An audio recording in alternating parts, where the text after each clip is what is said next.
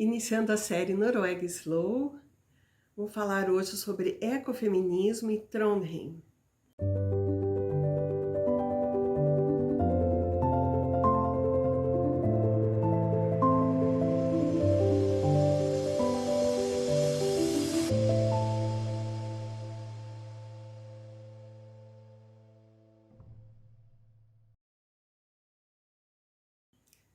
Sobretudo no Dia Internacional da Mulher, a presença da mulher em causas na Noruega.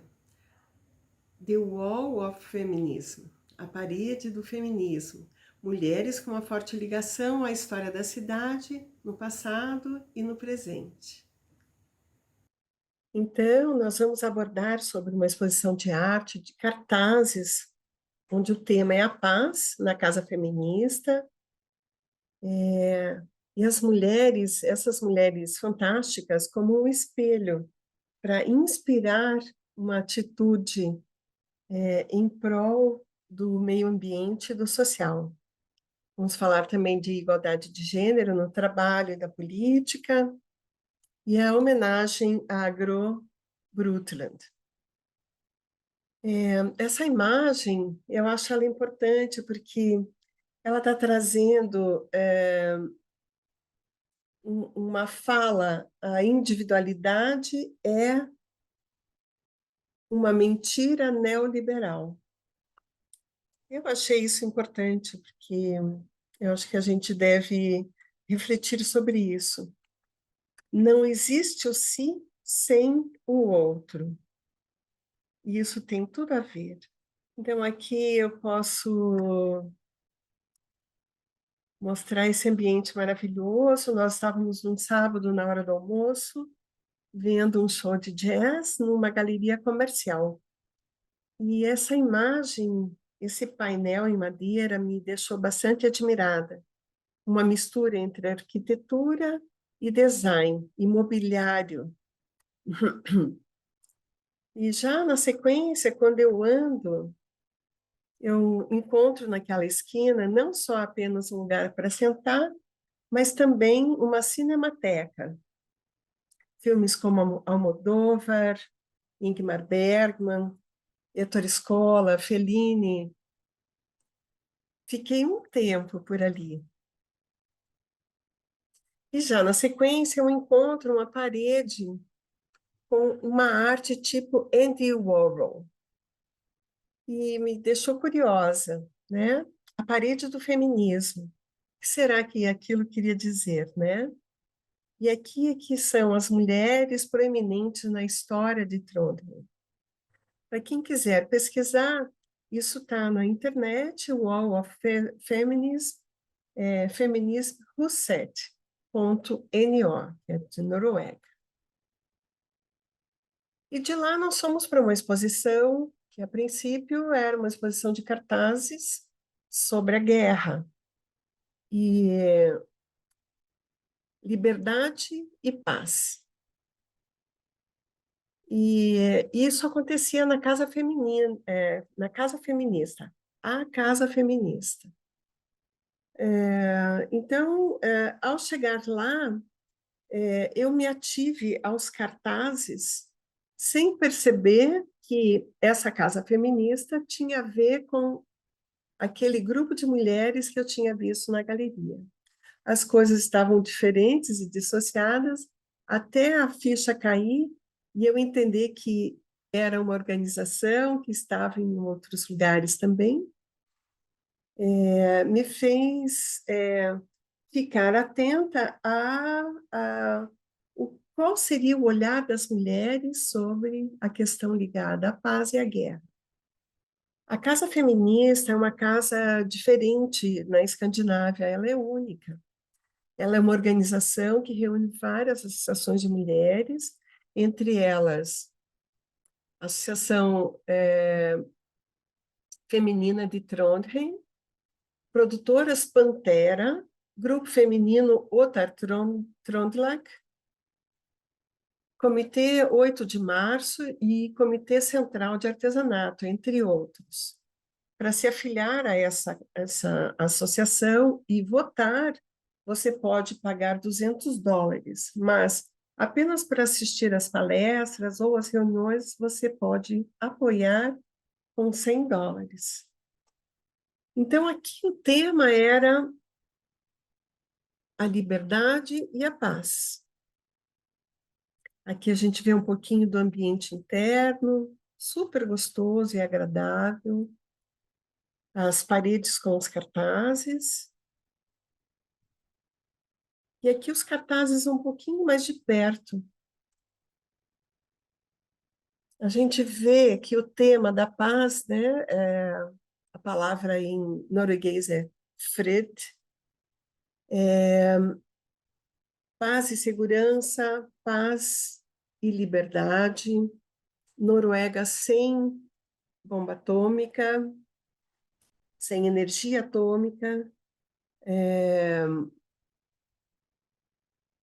a Yoko Ono, a Terra acabou, John Lennon, faça amor, não faça guerra. Então, aqui a gente tem vários cartazes de diversas épocas, trazendo a questão da paz. Cartazes do período de 1920, por exemplo, faça arte e não a guerra. Esse aqui embaixo, assim, me deixou, assim, bastante reflexiva.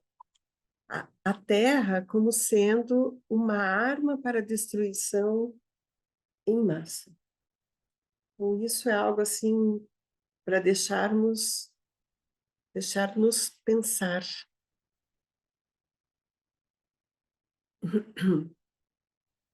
Guerra Nunca Mais, um cartaz em 1924, da cidade de Leipzig. Ou, aqui, à direita, um festival Guerra versus Clima. E aí a gente começa a aproximar daquilo que nós estamos falando, né? O que a guerra tem a ver com o clima? Então, é um festival na Dinamarca, em 2019. A imagem também bem os seres da natureza, as mulheres, as crianças, e provavelmente ali uma imagem, talvez fazendo referência à Greta. Paz, segurança e desarmamento, em cartaz de 1983, e assim a gente vai vendo as diversas estéticas de acordo com a época.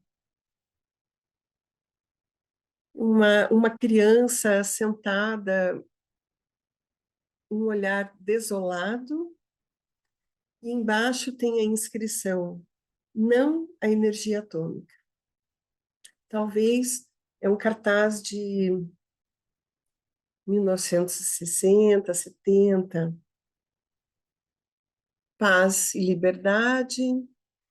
A inscrição que tem no próprio ambiente está dizendo: eles não sabem quanta força. Trazendo aí para a questão feminina, né? Sobre a força feminina. E aqui um cartaz bem curioso que eu acho que vale a pena comentar. A Jane Addams, Prêmio Nobel da Paz em 1931, e o cartaz diz: procura-se a mulher mais perigosa da América, na América. Então, ali a tradução é como uma legenda: procurada por servir como presidente ao Partido Feminista da Paz, liderar o Congresso Internacional das Mulheres, compartilhando resoluções de paz com 14 países em guerra, levantando dinheiro para enviar alimento a crianças famintas, e como fundadora da Liga Feminina Internacional para a Liberdade e Paz. Então, ali tem uma indicação: seja perigosa, be dangerous. Como nós podemos continuar a mudança no mundo hoje? Eu achei isso bem sugestivo, apesar de ser um cartaz antigo, né? E esse também é um cartaz antigo, talvez 1980, é uma estética de 80, e a imagem, arte por, por uma paz, arte para a paz. E a imagem de Hitler num pão.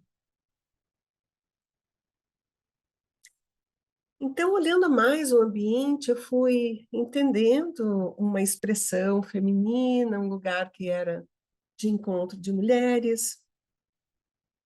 E aí, com as crianças, né, nós olhando e um tanto brincando com essas bonecas, chegando próxima, eu fui entendendo que ali tinham nomes importantes.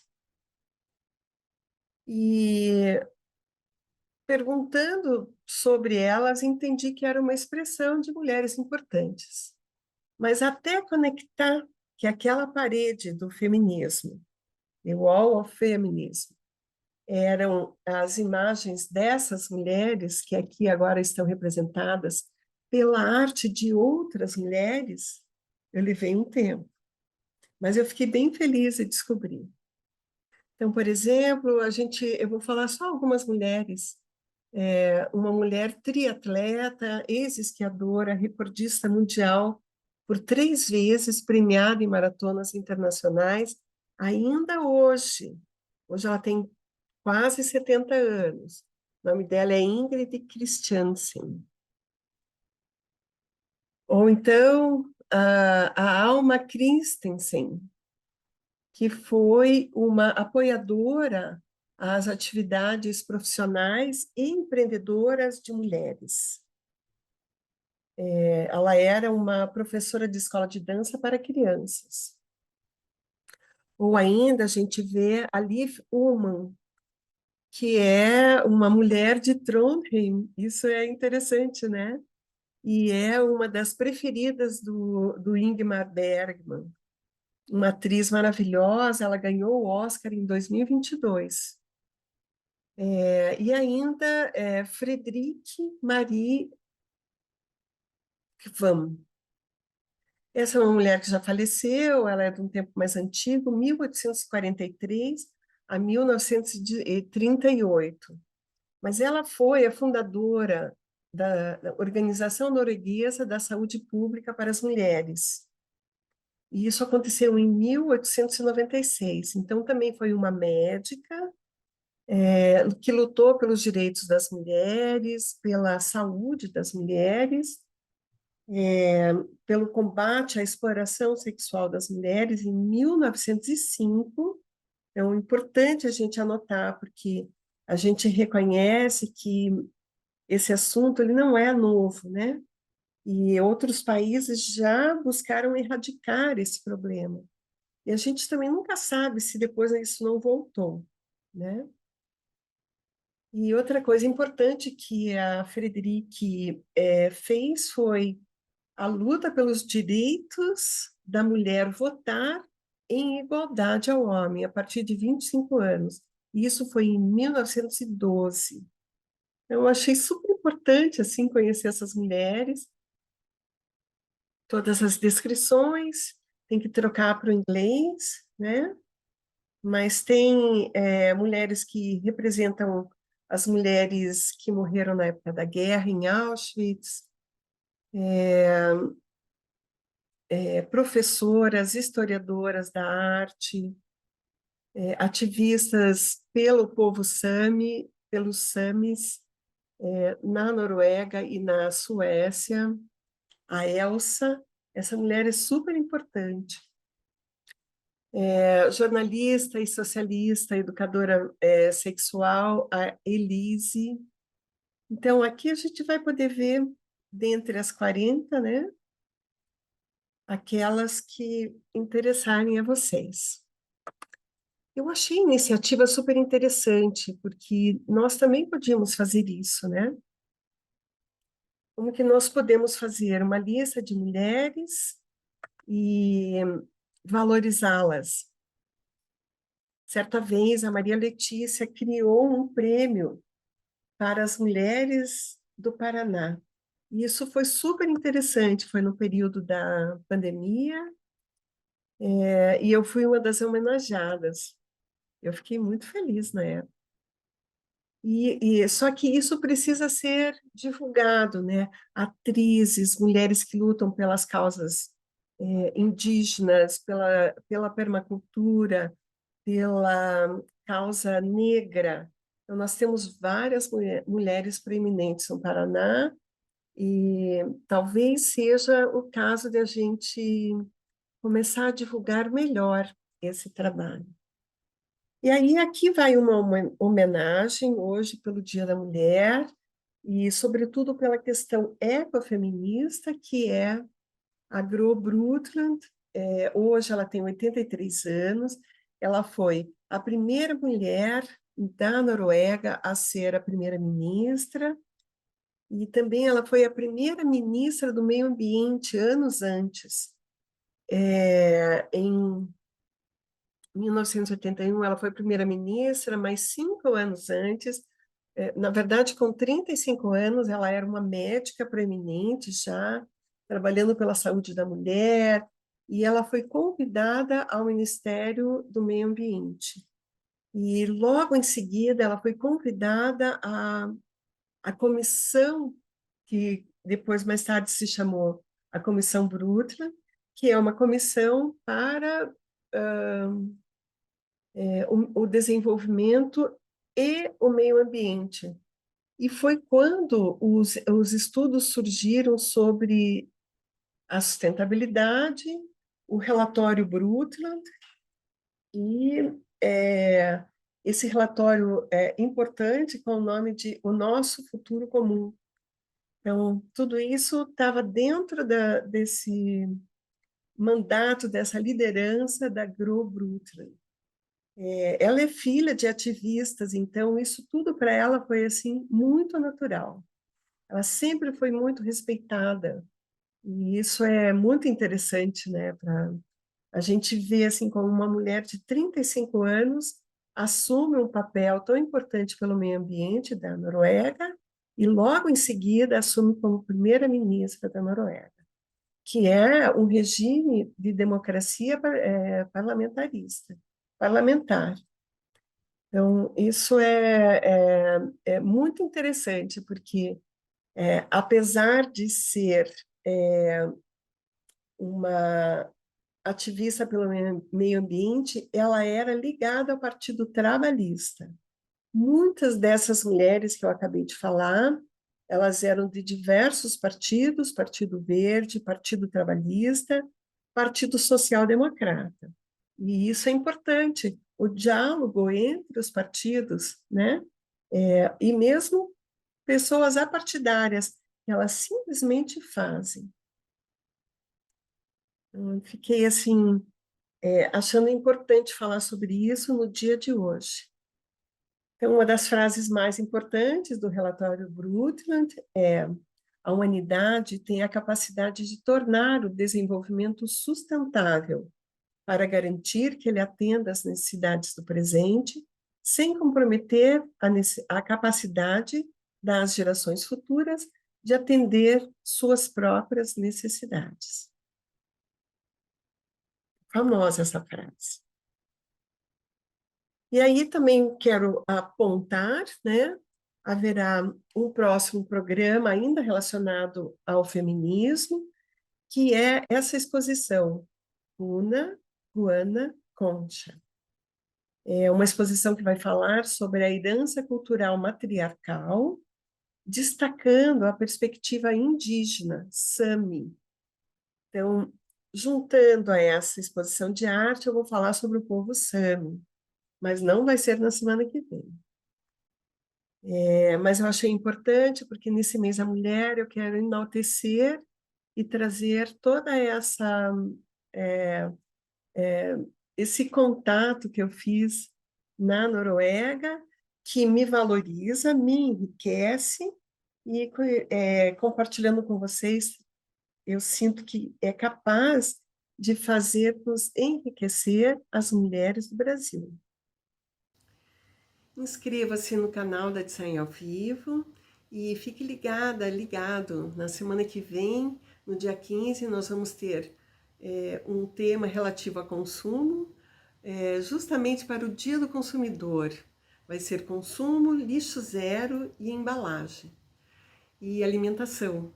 Então, não perca, esteja conosco e muito obrigada pela sua presença.